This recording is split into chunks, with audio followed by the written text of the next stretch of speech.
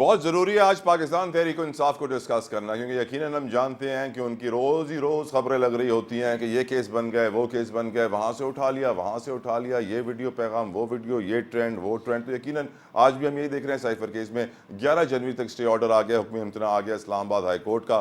साथ साथ शाह महमूद कुरैशी के ऊपर 12 मुकदमा मजीद डाल दिए गए हैं। साथ साथ मौलाना फजलुर रहमान जो कि हमेशा PTI की बुराई करते थे, इमरान खान की बुराई करते थे, आज वो कह रहे हैं कि PTI के खिलाफ कुछ नहीं हो रहा, उनकी कैंपेन एक तरीके से चलाई जा रही है। और मैं भी यही नैरेटिव रखता था कि जो PTI के खिलाफ हो रहा है उससे PTI को मजीद सिंपैथीज मिलेंगी, मजीद उनका वोट बैंक बढ़ेगा और लोग रहम खाकर इनके साथ जुल्म हो रहा है, इनके साथ कितनी मुश्किलात हैं, इनको वोट दे दें। कुछ सिचुएशन मुझे वैसी ही नज़र आ रही है कि प्रोजेक्शन PTI की चल रही है। PJ मीर साहब, your take on PTI's current situation, जो हो रहा है PTI के साथ, मुझे तो लग रहा है उनके फायदे के लिए हो रहा है, आपको क्या लग रहा है sir? I don't think so. देखे ना, यही तो चीज है, फायदा हो रहा अगर है। किसी को कोई देखिए किसी को तला कानूनी रिलीफ मिलता है तो हम कहते हैं उनकी वो उनको फेवरेटिज्म हो गई है, जिसको नहीं मिलता है वो कहते हैं इनके साथ ज्यादती हो गई है। देखो ये पॉलिटिकल सिस्टम जितना भी है ना, ये तो एक दूसरे को बैकअप करने वाला है ही नहीं है। ये तो सारे खुश होते हैं, भुट्टो साहब अंदर हुए सब खुश हुए, बेनजीर के साथ बेचारी के साथ ये हुआ सब खुश हुए। द क्वेश्चन इज भाई, अगर आपने अपने पॉलिटिकल इंफ्रास्ट्रक्चर को तकड़ा करना है तो जिस पार्टी के साथ आप समझते हैं कोई ज्यादती कर रहा है, you should all stand up, because that is what democracy is. लेकिन यहाँ अपने आप पॉलिटिकल पॉइंट्स बनाते हैं, वो अंदर होगा नहीं जी इसको तो निकलना आना चाहिए। अब उसको बेल हुई है, या तो आप कह दो ये जजेस करप्ट है, अगर करप्ट है तो फिर आपको बिल्कुल होगी है। सो यू नो शेयर बनो ना फिर। अगर एक कानूनी तौर पे अगर किसी को बेल मिलती है, किसी को भी मिलती है, इट डजंट मैटर ABC, तो then one should respect the decision of the courts. हम उसको पॉलिटिकल बना देते हैं।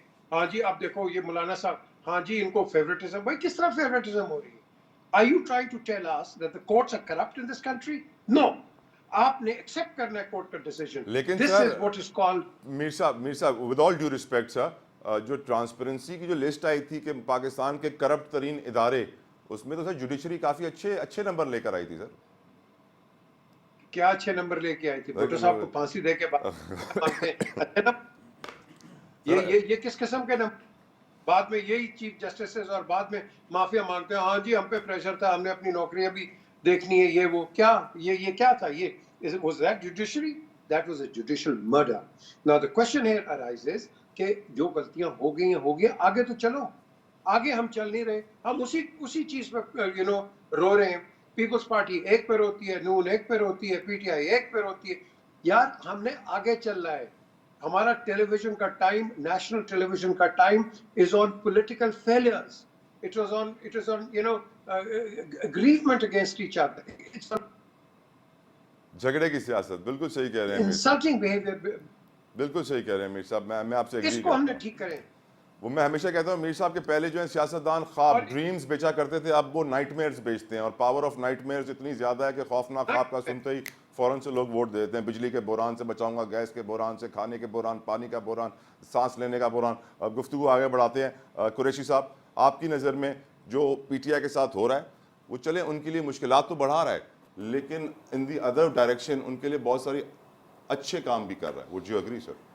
देखिए ये इसको आप इस तरह मत कहें कि ये PTI के फ़ायदे में जा रहा है। बात यह है कि जब विक्टिमाइजेशन पीपल्स पार्टी की हुई ज़िया-उल-हक के दौर में तो उनको भी सिंपैथी का वोट मिला, उनके साथ भी लोगों को हमदर्दी हो गई। बीबी की शहादत के बाद भी मिला, बीबी की शहादत के बाद भी हुआ, तो ये बड़ा नेचुरल प्रोसेस है। लेकिन इस वक्त ये मैं आपको बता दूं कि ये इस वक्त सिर्फ PTI को वोट नहीं मिल रहा है, बात यह है जो भी कर रहा है उसके खिलाफ लोगों में नफरत पैदा हो रही है, और जो लोग ये कर रहे हैं उनको इस बात से भी सोचना चाहिए। ये सिर्फ PTI की हमदर्दी नहीं है, कराची से खैबर तक लोग इन सारी ऑपरेट्स को देख रहे हैं और लोगों की न सिर्फ उनके साथ हमदर्दी है बल्कि जो कर रहे हैं उनके लिए कितनी नापसंदीदगी है। मैं सिर्फ नापसंदीदगी का लफ्ज़ इस्तेमाल कर रहा हूँ, वरना इससे आगे के अल्फाज भी हैं कि लोगों में अब बहुत कुछ पैदा हो रहा है।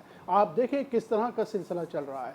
तो इस एतबार से आज आप देखें खतीजा शाह को कोयटा से रिलीज़ हो गया, ज़मानत हो गई है उनकी। जो औरत कभी कोयटा गई नहीं है उस पर मुकदमे कायम हो रहे हैं। पाकिस्तान की सियासी तारीख में ये पहली मरतबा है कि नॉमिनेशन पेपर छीने जा रहे हैं, किडनैपिंग हो रही है, जबरदस्ती। कुरैशी साहब के साथ हुआ, शाह महमूद कुरैशी साहब के और साथ, शाह महमूद कुरैशी साहब के साथ मैं आपसे क्या अर्ज़ करूं कि उनके साथ क्या हुआ है। ये चीज़ें पाकिस्तान की देखें अदलिया को भी मुतनाज़ बना रही है सारी चीज़ें।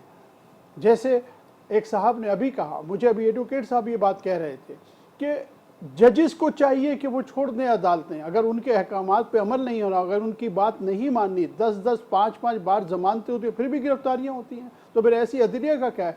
तो इनडायरेक्टली आप अदलिया को भी नुकसान पहुंचा रहे हैं, आप इलेक्शन कमीशन को भी मुतनाज़ बना रहे हैं। और आप ज़ाब्ता इखलाक में लिखा है कि अदलिया को मुतनाज़ नहीं बनाना है, आपने पाक फौज को वो मुतनाज़ तो नहीं बनाना है, और सब बना रहे हैं। और वही सबसे ज्यादा बना रहे हैं, उन्होंने ही अदलिया को सबसे ज्यादा तमाशा बना दिया, जो पावरफुल लोग हैं। तो बात ये, हमें ये बात बहुत ज़रूरी तौर पे सोचने की ज़रूरत है, हमारे इदारों को भी, और वो लोग जो जिम्मेदार हैं जो ये सब कर रहे हैं। ये पीटीआई कोई फ़ायदा नहीं हो रहा, पीटीआई को तो फ़ायदा हो रहा है, लेकिन आपका कितना नुकसान हो रहा है, पाकिस्तान का कितना नुकसान है, उस पर देखें। Point taken sir. Jamaat Islami इस ऐसे हालात में भी अगर पीटीआई से हाथ ना मिलाए ना, तो लोग शक करेंगे जमात इस्लामी पर भी। देखिए, जमात इस्लामी तो बेसिकली सिस्टम को ठीक करना चाहती है, सही है ना। अब बात यहाँ पर हो रही है आगे चलो, जो वो है ना मट्टी पाओ आगे चलो। भाई मट्टी किस बात पे पाओ? मरीज़ कैंसर का शिकार है, मरीज़ किस बीमारी का शिकार है, उसको ना देखो, उससे मट्टी तो सर उस वक्त पे तदफीन हो रही होती है, तदफीन हो रही होती है, मट्टी मट्टी पाओ। तो बड़ी अजीबो गरीब बात है। अभी नए ब्लड की बात हो रही है, काहे का नया ब्लड? इसी नए ब्लड के तहत ये 5 साल सिंध की हुकूमत चल रही है, जिसमें करप्शन की इंतहा हो गई। इसी नए ब्लड के तहत कराची के बल्दियाती इंतखाबात हुए, जिसमें बदतरीन धांधली हुई, जिसके अंदर पीटीआई और जमात इस्लामी के इत्तेहाद के बाद जब जिसकी सीटें क्लियर कट ज़्यादा थी, यानी कौंसल के अंदर 193 सीट जमात इस्लामी और पीटीआई की, और उनकी 172। आप सोचिए 172 वाला जीत गया। तो भाई आप नए ब्लड की बात कर रहे हैं, नया ब्लड कर क्या रहा है आप ये देखिए। तो इस तरह के सुहानी बातें करने से मेरे ख्याल में मसला हल नहीं होता। जमात इस्लामी ये देख रही है कि जो कुछ इस मुल्क के साथ हो रहा है वो इंतहाई ख़तरनाक है। और देखिए, वो जो कहते हैं ना, गुस्सा नफ़रत में तब्दील हो रहा है, और नफ़रत को आप बगावत में तब्दील होने से बचाएं। अगर खुदा न ख्वास्ता आपने इसको नहीं बचाया, देखिए ये जो पीडीएम की हुकूमत बनी थी, इसने इतना बड़ा जुल्म किया। आप इमरान खान साहब को 5 साल पूरे करने देते सर। लेकिन एडवोकेट साहब, आज पीटीआई बागी है, गद्दार है। कल हम जानते हैं एमक्यूएम गद्दार थी, बिल्कुल, नून लीग गद्दार थी, बिल्कुल, थोड़ा और पीपल्स पीछे पार्टी जाएं तो गद्दार पीपल्स थी, पार्टी गद्दार जी थी, हाँ। उससे पहले फातिमा जिन्ना भी गद्दार वो रह भी चुकी गद्दार है। थी। तो हमारी मुल्क की तारीख तो गद्दार पे गद्दार कोई नई बात तो नहीं है। लेकिन देखिए तला भाई, इस पूरे साजिशों में कौन शरीक हो जाता है? पीडीएम की हुकूमत जो बनी, वो आपको मुकम्मल एक साजिश का नतीजा नज़र नहीं आती?